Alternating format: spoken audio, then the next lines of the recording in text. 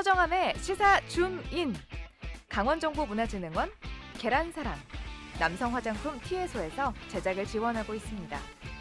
서정함의 시사 줌인, 지금 시작합니다.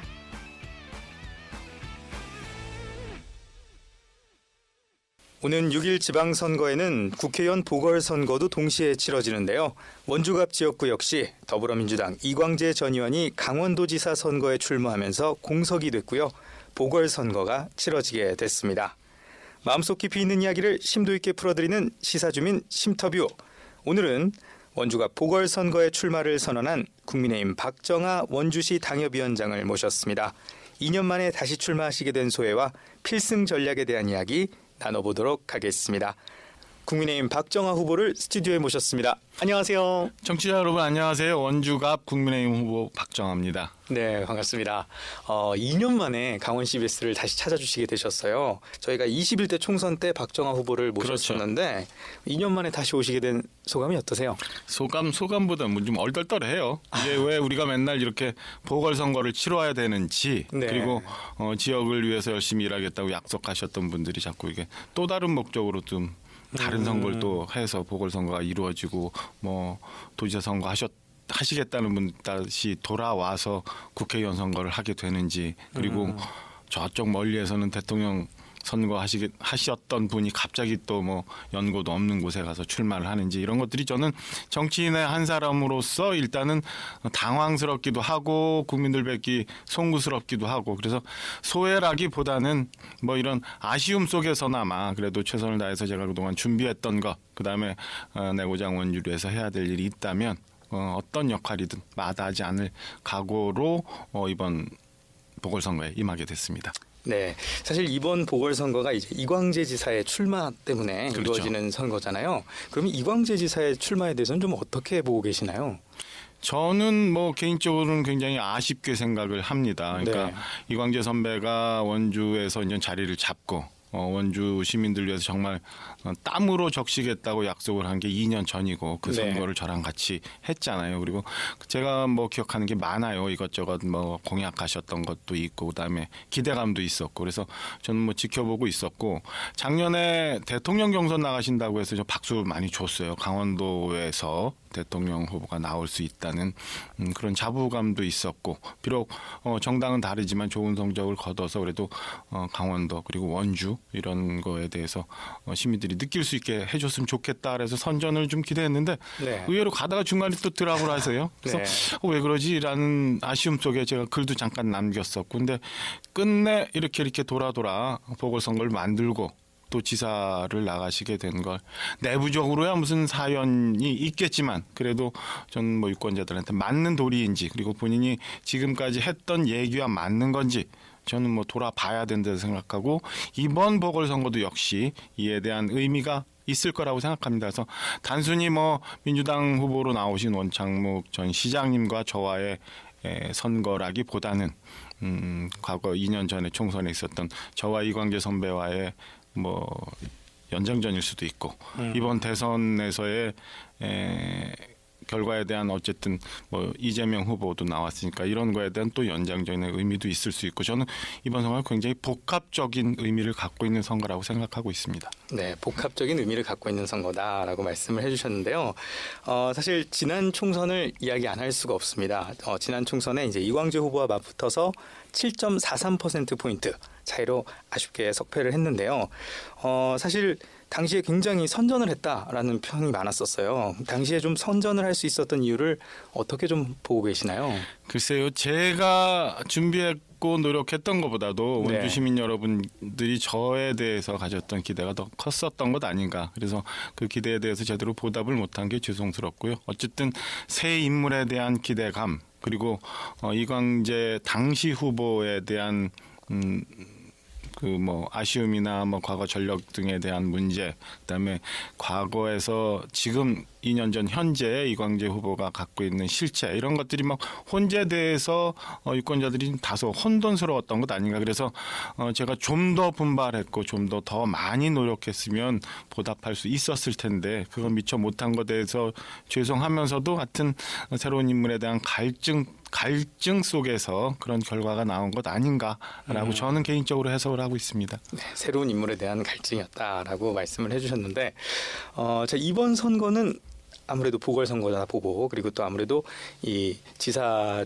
이제 출마를 좀 늦게 선언하셨기 때문에 선거 기간이 굉장히 짧습니다. 네, 정신 그래서 없어요. 네, 그냥 아까도 정신 없다고 하시고 갑작스럽다고 말씀을 하셨는데 선거 기간이 짧기 때문에 그동안 좀 이렇게 아무래도 하던 거와는 다르게 좀 지역민들과 빠르게 스킨십을 하셔야 될 것 같은데 어떻게 지금 하시고 계시나요? 일단 제가 지난 총선 이후에 원주갑 당협위원장을 맡고 계속 지역에서 활동하고 있었어요. 그래서 뭐 서울에 대선도 치르느라고 몇 달 굉장히 바쁘기도 했지만 뭐 다 아시는 것처럼 좀 당의 논리를 전개하기 위해서 방송 활동도 많이 하고 그래서 서울에 한 반반 뭐 있었는데 당협 네. 활동하면서 우리 당원들 그다음에 그동안에 좀 대선 지방선거를 준비하기 위해서 조직 정비도 해왔고 그다음에 일반 시민들도 많이 접촉을 해왔기 때문에 지금 뭐 선거 전 닥쳐서 열심히 다녀야 되는 것도 있지만 그동안 그래도 꾸준히 뵐 분들 그리고 원주에 어떤 부족함들이 있는지에 대해서는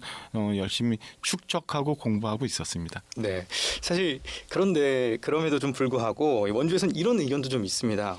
아무래도 예전에 청와대 대변인도 하셨고 또 제주에서 이제 정무부지사도 네. 하셨기 때문에 아무래도 이 또 경쟁 후보인 원창묵 후보에 비해서는 지역 밀착도가 좀 떨어지는 거 아닌가? 아무래도 뭐 당협을 하셨지만 그런 지적에 대해서는 좀 어떻게 이야기할 수 있을까요?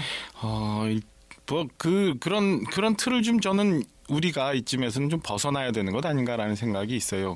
그래서 우선은 국회의원과 네. 지방자치단체장의 역할이 틀린데 여전히 우리 유권자들이 그런 거에 대해서 좀 혼재하고 있는 것 아닌가. 그래서 이 시점에서 누가 더 국회의원으로서 어울리는 역할을 할 수 있는지에 대해서 생각하면 저는 뭐 그건 크게 문제가 되지 않는다고 보고요. 네. 이미 지방에는 뭐 광역단체장도 선출이 돼야 되는 거고 기초단체장도 선출이 돼야 되는 거고 각급 도의원 시의원들이 있잖아요. 네. 이런 분들이 하셔야 되는 역할과 국회의원이 해야 되는 역할을 혼재하고 있는 것 아닌가. 그래서 그런 점에서 저는 뭐 그런 거는 상대 진영에서 만들어내는 뭐 정치적 공세라고 생각을 해요. 크게 개념치 않고 있고요. 만약에 그런 뭐 앞으로 보면 뭐 그런 식으로 그 정치 이 선거판을 이끌어 나갈 수도 있는데 그렇다면은 굉장히 원주라는 틀 내에서 한계를 갖고 선거전을 치르는 것 아닌가 저는 개인적으로 아쉽게 생각을 합니다. 이게 기초단체장을 선출하는 선거라면 충분히 그럴 수 있는데 저는 그거는 크게 이번 선거전에 쟁점이 될 것 같지도 않다. 그리고 그렇게 공격하는 거에 비해 만큼 제가 뭐 지역 밀착도가 떨어진다거나라고 저 스스로는 생각지 않는다라는 말씀 분명히 드립니다. 그러면 오히려 약간 장점으로 작용할 것이다 이렇게 보시고 그럼요. 계시나요? 저는 그렇게 봐요. 국회의원 역할이 우리 뭐 교과서에도 많이 봤지만 첫째 하나는 행정부를 견제하고 감시하고 이런 거잖아요. 네. 원주에서 열심히 시정 활동을 했거나 아니면 원주 주민들하고 지역민하고 접촉했던 게 이거와 어떤 관계가 있는지는 한번 생각해 봐야 되고 두 번째는 예산 지역 발전을 위한 예산에 관한 문제가 있잖아요. 이것도 역시 그러면은 국회 내에서 어떻게 활동을 하고 그다음에 지금 현재 있는 중앙 정부와 어떤 관계를 맺고 있어서 누가 더 많은 지역 발전을 위한 예산을 확보할 수 있을까? 라는 점에서는 저는 뭐 분명한 대척점이 생긴다고 봅니다. 네. 자, 그러면 이제 원주 이야기를 조금 해보도록 할 텐데 이번에 심장 뛰는 경제 도시를 만들겠다 네. 이렇게 말씀을 해주셨어요. 그러면 이 기업 도시 원주 순항 중이라고 좀 보시나요? 이 경제 도시로서? 아니 그렇지 않죠. 아쉬움이 많죠. 아쉬움이 일단은 많습니까? 네. 기업 도시가 과연 이름대로 기업 도시로 운영되고 있는지에 대해서는 굉장히 아쉬움과 퀘스천이 좀 있고요. 저는 우선 원주가 그동안 외형적으로 팽창하면서 굉장히 단절돼 있었다라고 생각을 해요. 그래서 기존에 있었던 중앙시장을 중심으로 하는 원주 구도심, 그다음에 뭐 시청이 입지하고 있는 무실동 1원, 그다음에 혁신도시 기업도시 다 단절돼 있어서 전혀 그 융화 내지는 시너지 효과 그다음에 원주라는 어떤 고장이 갖고 있는 문화적 전통성 하나도 발전 그다음에 발휘하지 못하는 좀 귀형적인 모습이라고 저는 개인적으로 도시의 문제에 대해서 생각을 하고 기업 도시면에 들어가서 과연 지난 10여 년 동안 그러니까 우리가 평창올림픽 제가 10여 년 전에 남북 더방 가서 평창올림픽 유치하는데 현장에 있었는데 그 이후 우리가 과연 강원도가 그리고 원주가 우리가 미래를 약속할 수 있는 성장 엔진 내지는 성장 동력을 갖고 있느냐에 대해서는 저는 굉장히 회의적이라고 생각합니다. 최문순 도정 12년 그다음에 현재 있는 우리 민주당 시정 12년이 어쩌면 굉장히 그 잃어버린 10여 년이라는 느낌이 느껴질 정도로 굉장히 그냥 시간만 흘러갔던 것 아닌가라는 저는 개인적인 아쉬움이 있고요. 그래서 기업 도시뿐만 아니라 원주 등 가급적 빨리 이 성장 엔진을 만들어야 된다고 생각을 하고 그다음에 수도권하고 지금 서울하고 1시간이면 모든 게 다 돼요. 도로도 그렇고 철도도 그렇고 이런 입지 여건을 어떤 식으로 활용해야 되는지에 대해서 우리 시민들의 공감대가 필요하다고 보고요. 저는 그런 면에서 뭐 우리가 관광이나 아니면 기존에 있는 문제보다는 저는 경제가 돌아갈 수 있는 원주를 만들어야 된다는 생각은 과거부터 해왔어요. 그래서 2년 전 총선 때도 저는 첫 번째 공약이 대기업 유치였고 두 번째 공약도 그렇게 얘기를 했습니다. 이번도 저는 성장 엔진을 만드는데 제가 해야 될 역할이 분명히 있다고 생각하고요. 지금 비왕에 조성이 되어 있는 불온 산업단지를 제대로 활용한다면 저는 어쩌면 원주가 기회의 순간, 별의 순간이 될 수도 있다라고 생각을 합니다.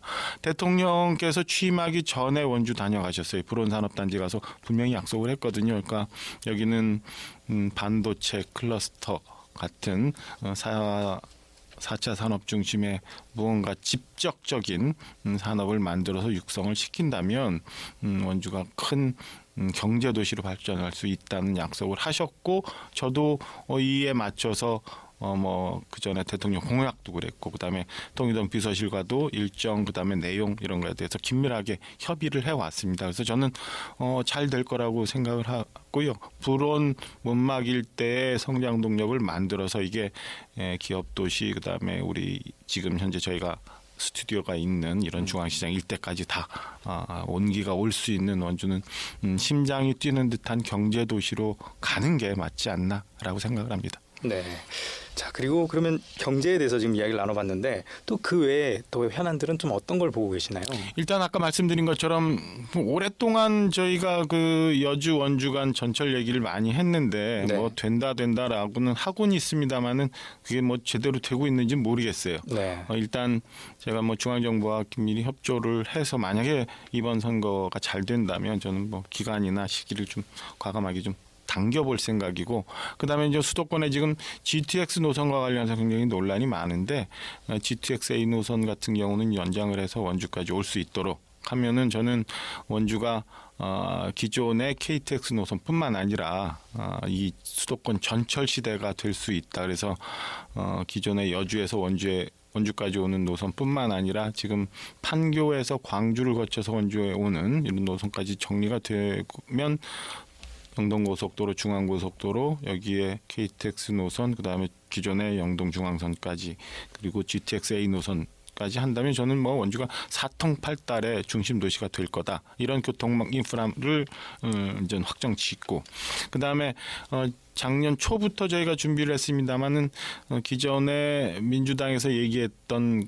강원 평화특별자치도와는 다른 강원 경제특별자치도의 개념을 정립해 왔거든요. 저희가 뭐 수자원, 환경, 군사시설 뭐 등등으로 해서 2중 3중으로 규제를 받은 게 너무 많아요. 그래서 강원도가 희생돼 온 게 많거든요.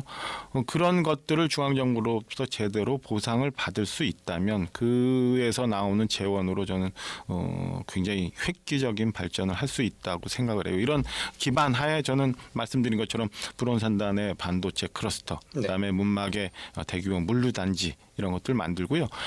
지난 총선에도 말씀드렸지만은 지금 중앙시장부터 우산동, 태장동으로 가는 이 일대가 제가 고등학교 다닐 때하고 전혀 변화가 없어요. 이거 좀 뭔가 바뀌어야 된다고 생각합니다.